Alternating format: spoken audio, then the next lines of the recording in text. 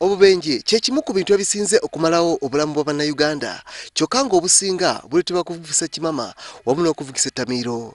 Wabula poliisi ebakkanye ne kaweefube w'okulwanyisa abatamiivu ku nguudo abagambibwa okuba nga bakola kinene okuleeta obubenje buno nga bavuga oba nga batambula.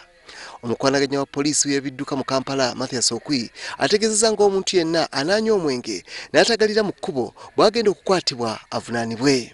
Kati otambula jigijja ku kkubo. Traffic kukwata gwe ne batwala gwe ne bakuma ku kadukulu paka omwenge n'avaayo.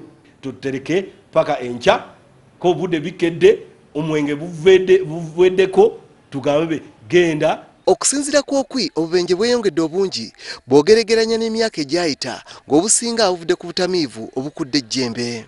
2011 abafudde obadde 286 bonna bafudde.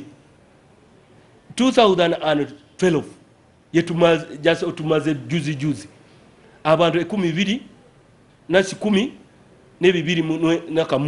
Ebyo ngo bitadde ku bbali, poliisi etaamidde abagoba b'ebidduka abatalina bisaanyizo wamu n'ebidduka byabwe era nga bingi bikwakuddwako ennamba. Kati laba akutte ffe atemye ennamba ya motoka. Nedda sikugamba be poliisi asobola kuzukuka ku makya nga kugambe kagende kuteme namba ya motoka ya gundi. Nedda. Ebikwekweto bino bigenda kugenda mu maaso okutuusa ng'ebimotoka byonna ebitalina bisaanyizo bimaliddwawo okusobola okukendeeza obubenje.